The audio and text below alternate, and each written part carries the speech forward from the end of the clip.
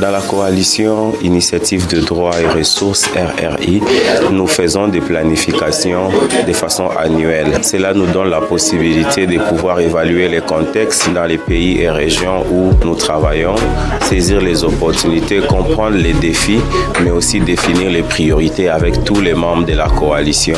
Et ici, nous avons tenu donc une réunion régionale qui nous a permis de réfléchir sur notre stratégie régionale en tant que coalition pour voir comment est-ce que nous pouvons faire avancer la question de la sécurisation des droits fonciers coutumiers des communautés à travers toute la région Afrique.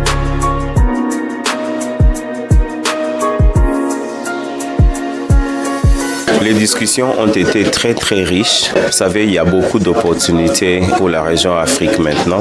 Le continent Afrique est la destination prioritaire pour beaucoup de bailleurs, mais aussi pour beaucoup d'acteurs du secteur privé. Ce qui veut dire qu'il y a beaucoup de pressions qui se multiplient chaque jour sur les terres qui coutumièrement appartiennent aux communautés. Donc nous avons essayé de mettre ensemble quelques actions prioritaires pour la coalition dans notre région. Et ces actions tournent autour des questions de sécurisation de droits fonciers des communautés en faisant le plaidoyer pour la création de conditions favorables pour la sécurisation de droits, mais aussi autour des actions de mise en œuvre là où les réformes sont déjà progressives, là où les conditions favorables sont déjà en place. En dehors de ça, il y a des questions de moyens de subsistance qui se posent avec beaucoup d'acuité. Il faut accompagner les communautés à la valorisation, à la gestion, à l'entrepreneuriat local, à la valorisation de leurs ressources, des ressources qui se trouvent sur leur terre par le renforcement de leurs moyens de subsistance. Pour cela contribue aussi à la lutte contre les changements climatiques, à réduire la pauvreté, à améliorer la gestion de ressources naturelles. Une autre thématique importante pour nous dans la région, c'est la question de la conservation.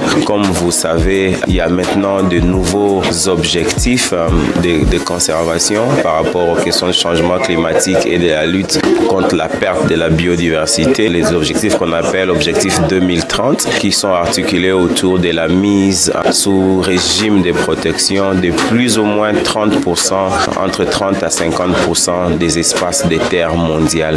Nous savons que les zones à riche biodiversité sont très souvent en chevauchement avec les terres qui appartiennent coutumièrement aux communautés locales et autochtones, ce qui veut dire qu'avec ces genres d'objectifs, il y a beaucoup de risques qu'il y ait violation de droits des communautés sur leurs terres ou bien accaparement des terres. Donc nous avons voulu pendant cette réunion aussi réfléchir pour voir comment est-ce que nous pouvons tourner ce qui se présente comme menace, tourner ça en opportunité en essayant de réfléchir sur la promotion des questions, des stratégies de conservation communautaire, comment nous pouvons travailler avec les communautés, avec le gouvernement, avec tous les autres acteurs impliqués dans ces travaux pour faire la promotion de la conservation communautaire par le soutien des actions locales, par le soutien des connaissances et des pratiques traditionnelles de la conservation. Nous avons parlé aussi de la question importante de pouvoir cibler les institutions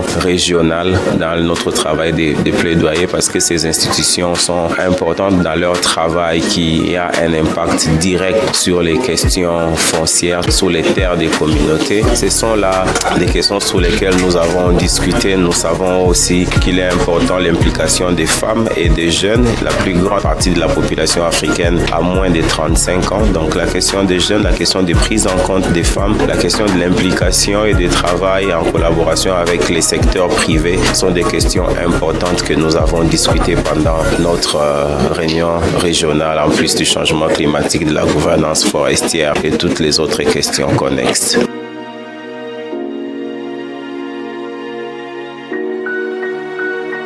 Nous sommes très contents. Moi particulièrement, je suis content. Je pense que nous avons fait un très bon travail parce que nous avons été capables de voir clairement quelles sont les opportunités pour notre région Afrique, mais aussi les défis. Et nous avons été capables de dégager les priorités de manière vraiment détaillée et discuter des stratégies de mise en œuvre pour atteindre nos résultats. Et ces résultats vont directement contribuer aux priorités globales de la coalition RRI.